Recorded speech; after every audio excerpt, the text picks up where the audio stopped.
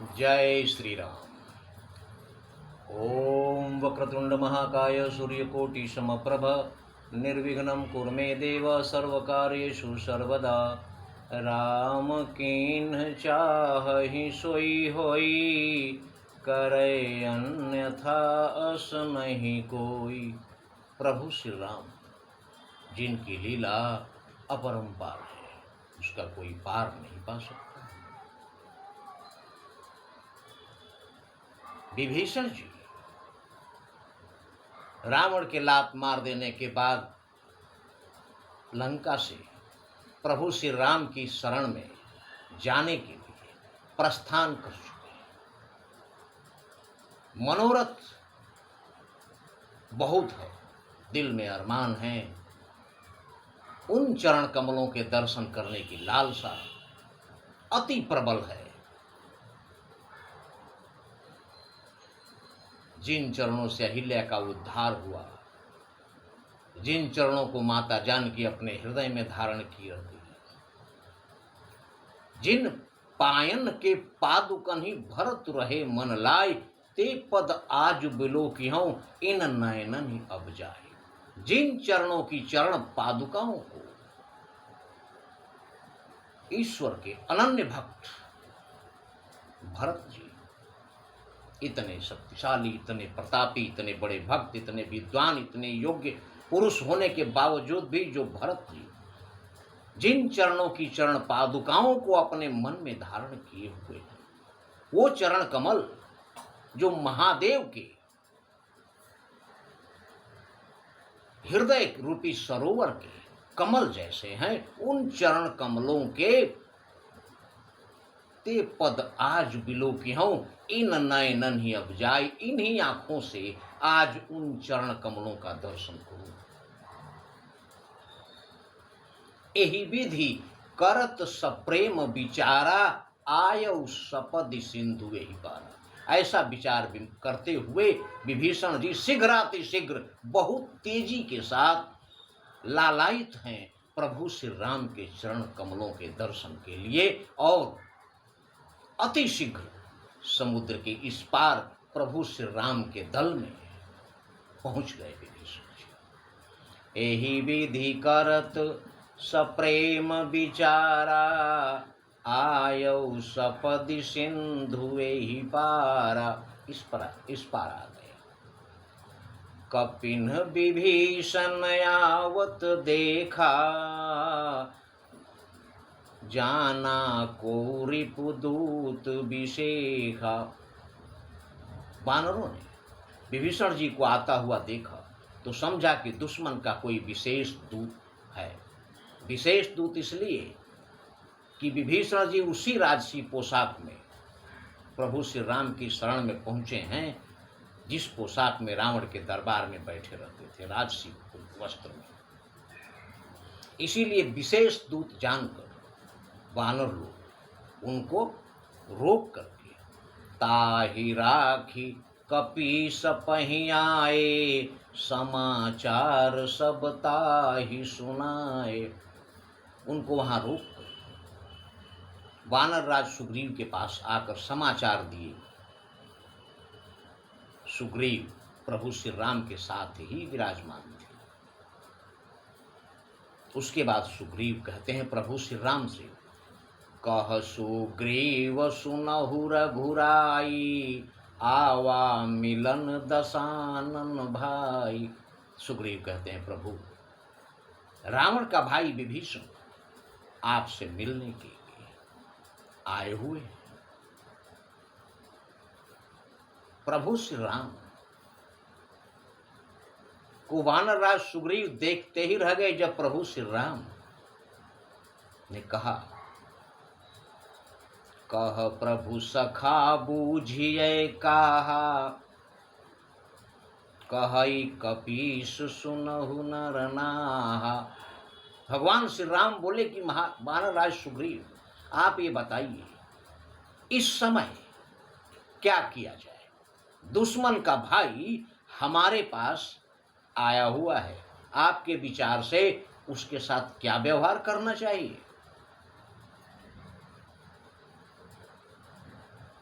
सुग्रीव कहते हैं,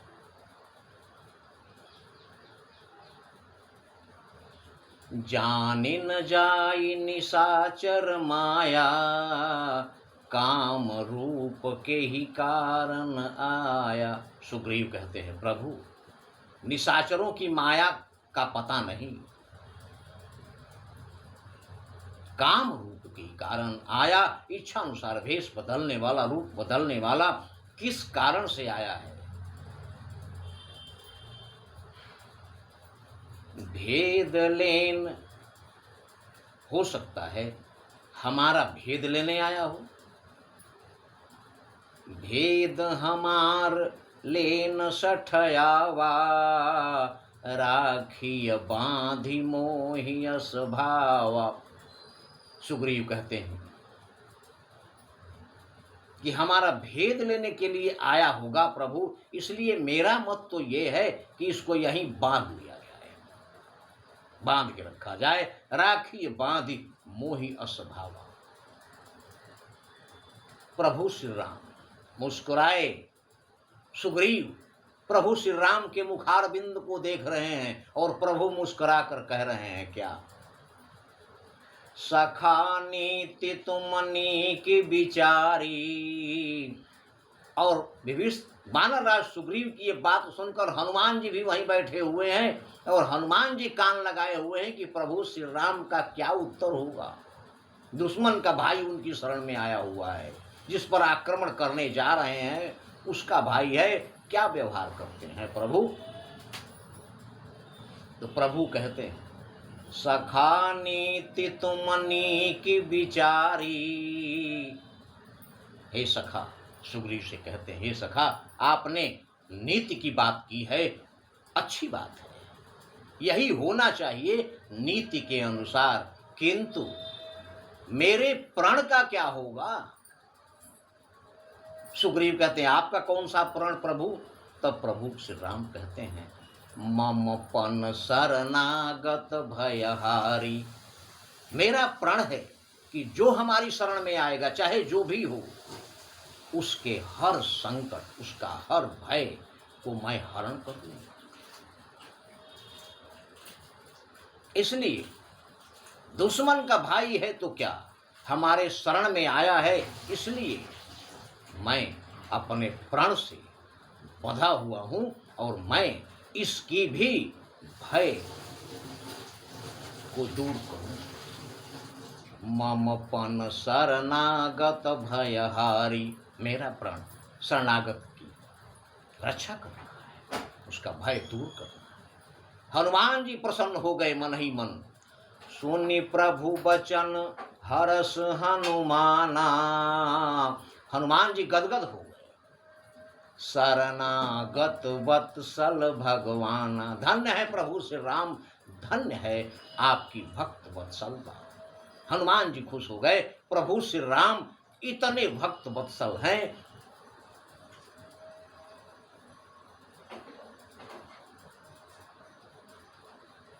प्रभु श्री राम सुग्रीव से कहते हैं शरणागत, क्योंकि सुग्रीव आश्चर्य में है कि प्रभु दुश्मन का भाई है, इसकी रक्षा करने का क्या अर्थ है? तब प्रभु श्री राम कहते हैं शरणागत कहूँ जे तजहि निज अनहित अनुमान। अपने शरण में आए हुए व्यक्ति को जो व्यक्ति त्याग देता है इसलिए कि ये हमारे दुश्मन हैं और हमारा नुकसान कर सकते हैं, अपना नुकसान सोचकर जो व्यक्ति शरण में आए हुए व्यक्ति को ठुकरा देता है, शरणागत कहूँ जे तजहि निज अनहित अनुमान, अपना नुकसान सोचकर, अपनी हानि सोचकर उसको ठुकरा देता है। ते नर पावर पापमय। वो व्यक्ति अत्यंत क्षुद्र है, नीच है, जो मना करता है और पापी है, पापमय, और इतना बड़ा पापी है वो जो अपने शरणागत को ठुकरा देता है कि तेना ही बिलोकत हानि। उस आदमी को देखने से भी पाप लगता है, इतना बड़ा पापी है।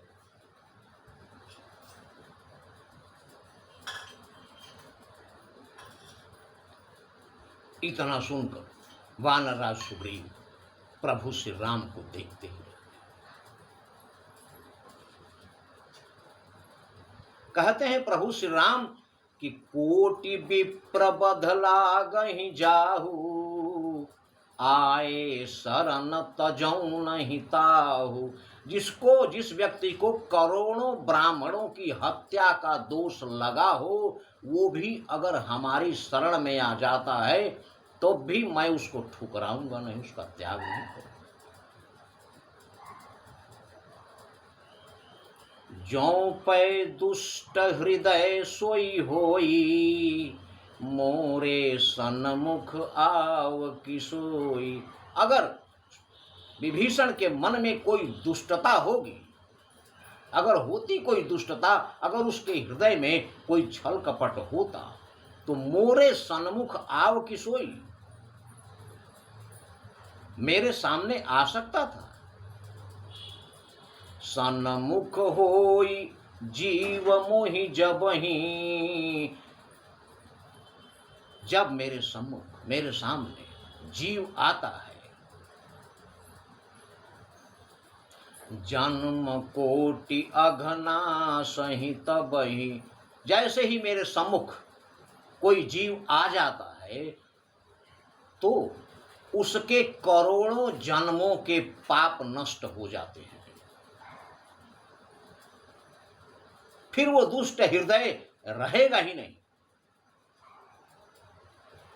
जो पै दुष्ट हृदय सोई होई, मोरे सन्मुख आव की सोई। अगर वो दुष्ट हृदय होता तो मेरे सम्मुख आ ही नहीं सकता। निर्मल मन जन सो मोहि पावा, मोहि कपट छल छिद्र न भावा। जिसका मन निर्मल है, जिसमें कोई कपट नहीं है, वही मुझे प्राप्त कर सकता है। मुझे छल कपट करने वाला व्यक्ति कतई पसंद नहीं है। मोहि कपट छल छिद्र न भावा, पापवंत कर सहज सुभाऊ, मोरे सन्मुख आव की को। पापी जो होगा उसका सहज स्वभाव है, पापवंत कर सहज सुभाऊ, भजन मोर तेहि भाव लगाओ। उसको मेरा भजन अच्छा ही नहीं लगेगा, पापी आदमी। भेद लेन पठवा 10 शीशा, तबहु न कछु भय हानि कपीसा। हे कपीस, हे वानरराज सुग्रीव, अगर मान लीजिए अगर रावण ने विभीषण को हमारा भेद लेने के लिए भेजा है, तब भी इसमें घबराने जैसी कोई बात नहीं है। इससे हमारा कोई नुकसान नहीं होने वाला है। इसके बाद सुग्रीव प्रभु श्री राम के मुखारविंद को देखते हैं और आश्चर्यचकित हैं। आगे की कथा अगले वीडियो में। लेकिन प्रभु की लीला अपरंपार है, तेरी माया का न पाया कोई पार, की लीला तेरी तू ही जाने। इसलिए प्रभु श्री राम को ध्यान रखें, क्योंकि नहीं कली कर्म न भगति विवेको, राम नाम अवलंबन एको। जय श्री राम।